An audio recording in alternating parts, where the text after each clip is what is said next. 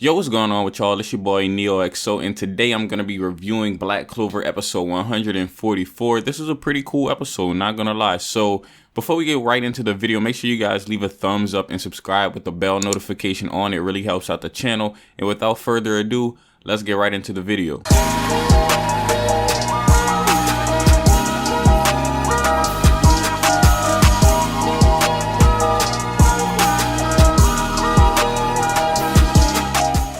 So this episode picks off right before the events that led up to the end of episode 143. And by that, I mean, it picks up a little bit before the last episode ended, but it switched perspectives. So this time we got the perspective of Dazu. And I know in the last episode we see Captain Yami and also we see Finral. They kind of go and approach Dazu. Now, since this episode begins with Dazu reminiscing, it kind of shows her perspective. And this just adds a little bit of more of depth to her character, because we see that she was actually at the grave of her mother and also the grave of her husband. And we see that she's pretty much really saddened by the deaths of them. Obviously, you know, anybody would be saddened. But we see her reminiscing, and she actually reminisces about the time whenever, pretty much some good memories. She reminisces whenever her husband proposed to her, and she also reminisced about her mother a little bit, where her mother was, you know, giving her a little bit of praise. So we then see her interact with Captain Yami and Finral, and you can kind of see it in her facial expressions.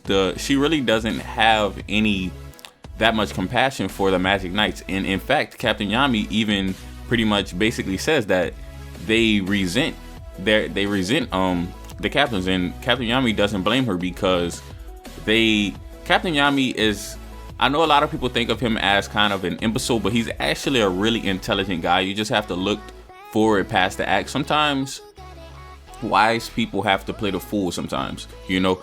And not only that, sometimes, like, just because you're intelligent doesn't mean you don't like to have fun. Captain Yami likes to have fun, but when the time really comes, Captain Yami really gets down to business, and we know that. So he basically got down to business. He cut all the act, and he was like, yeah, Finral, he was like, basically, I understand why she feels the way she does, because we're Magic Knights and we failed to protect them.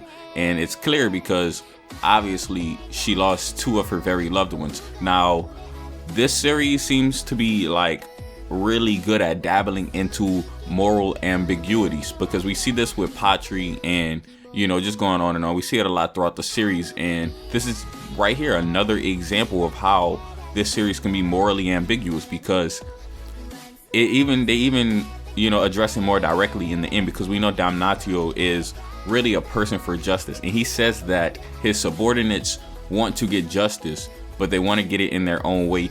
And depending on whose perspective you're looking from, it could be a good thing or a bad thing. It just really depends on what perspective you're looking from. The episode then kind of shifts over to the perspective of some different characters. We see from Noelle and Nozelle's perspective, and they are still getting resentment. Now, we know that if it was somewhere like the royal capital, they would be getting a lot of praise because they're royals. But here in this village, or this town right here, they're not really getting the same kind of praise. Now, the citizens obviously are not going to be openly, you know, resentful to these royals because they're royals, but they can tell by the vibe and the energy. Nozelle pretty much said that he has very good observation skills, you know, being a Magic Knight and all, especially being a Magic Knight captain. Now, he has very good observation skills. He sees this and he says, he's like, yeah, I can tell they resent us, and I don't really blame them. I actually really enjoy this part of the episode, because we see Nozelle is really he's growing. He's really growing as a character, and if he wants to become the Wizard King one day, he's gonna need to grow, because at the beginning of the series he was very snobby. And anyone watching this video, you really know at the beginning of the Black Clover series, Nozelle was really snobby. But we've seen with some of these anime only episodes lately, especially the one where Fugelian and Nozelle went on that mission that was directly given to them by the Wizard King. We see them go and on that mission, and we see they're learning like, yeah, they're royals and they have it better than other people. Now, you can say that they're pretty much seeing from a very narrow perspective because they're royals, so they don't have to be exposed to stuff like the stuff that goes on in the Forsaken realm, because they're always in the royal capital. And in the royal capital, we see it in the series. It's much more upkept and much more just developed. In the Forsaken Realm, where Asta was from, Asta, way back in the beginning of the series, we see Asta saying that he wants to rebuild the church. And you know, it was kind of a gag, kind of a joke, but he meant it. You're not gonna see a church like that in the royal kingdom. You're not gonna see it in the royal capital. You're not gonna see it over there. We see Ghosh really going off. Ghosh is going crazy. I'm not gonna lie. Ghosh is really going crazy. If you really had to ask me, I would say Marie is his weak point. Marie is his weakness, straight up, because he just goes crazy. And Ghosh is already a crazy character. That man is crazy. And when it comes to his sister, he does not play any games. So we can see him just wilding out. And Captain Yami even says this later in the episode. Later in the episode, they pretty much regroup with the whole group, Nozel and Captain Yami. They pretty much talk about how they can find them based on the devil tracking device that was put on Asta and Neto. So something that I was kind of iffy on, but I kind of understand it, is they follow the tracking device, but they got duped by the devil banishers because they put it onto a crow. Now, this pretty much hoodwinked, you know, it kind of tricked the Magic Knight Captain Nozel, because, you know, he thought they were on the move, but really they just got hoodwinked. And at first I was like, will the Magic Knights Captain actually fall for this? But then I was like, you know what? I have to say, yeah, because at the end of the day, the Magic Knight Captains, they're still human, so they make mistakes. It doesn't really matter how big or small the mistakes is, they make mistakes. We see Yami made a mistake back in when he was fighting Patri.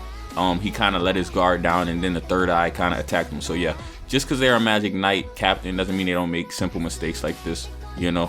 Later in the episode, we do finally see Asta wake up, and this is very reminiscent of Black Clover chapter 261. Now, I'm not going to go too in depth with this, but I wanted to throw something out there for my manga readers, but it's not going to spoil anything. But basically, you guys know what happened in chapter 261, and Asta pretty much got out of bed and did the exact same thing that he did in this chapter. So that pretty much fleshes it out a little bit, and that's what I like about these anime only episodes. They kind of flesh out some stuff.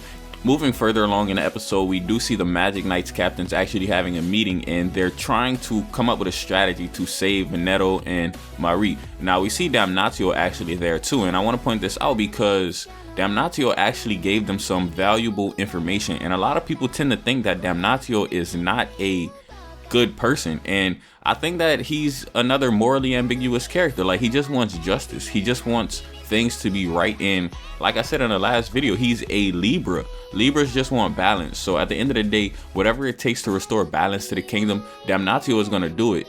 Like, he just wants balance. You know, that's just the kind of person he is. It doesn't necessarily mean he's bad, and you know, he's actually helping out to try to save the people who got taken away by the devil banishers, because he knows they're innocent, and he also knows that his subordinates are just trying to carry out their righteousness that they believe to be right to them. So the episode pretty much ends off around here, and they're basically planning on executing the people who they kidnapped, basically. And that's what they call justice. That's what the devil banishers are gonna, you know, call justice. And some other things that I kind of wanted to talk about in this video are, I like these kind of episodes that are anime only. They seem to be in kind of like a side story. You know, you could think of the manga as like the main story, and then the anime with these anime only episodes are kind of like a side story. You know, you don't necessarily need these stories to continue the manga, but they're fleshing out the stuff that happened in the manga. You know what I mean? So, for example, the Eye of the Midnight Sun attack. We know that Yuki Tabata actually likes to write his manga really fast. So, he kept on pacing and going, and there's nothing wrong with that. But the anime, since there's so much space that needs to be created between the manga and the anime, it makes sense for them to flesh it out, and there's nothing wrong. They honestly should have fleshed it out in the manga a little bit more, but it wasn't necessary. But if they did flesh it out in the manga a little bit more, I don't think anyone would have had a problem with it. So they're pretty much fleshing out the aftermath of the Eye of the Midnight Sun attack, and I'm really happy for that. I'm glad that the people who watch the anime get to have this, and I think the people who read the manga, if you don't watch the anime, you guys should definitely check out the anime, because episodes like this, they didn't happen in the manga. So you're missing out on kind of, if you really want to know more in depth of some of the events. But with that being said, hopefully you guys did enjoy the video, and if you did, please leave me a thumbs up, comment, and subscribe. As always, it's been your boy NeohXO, and I'm out.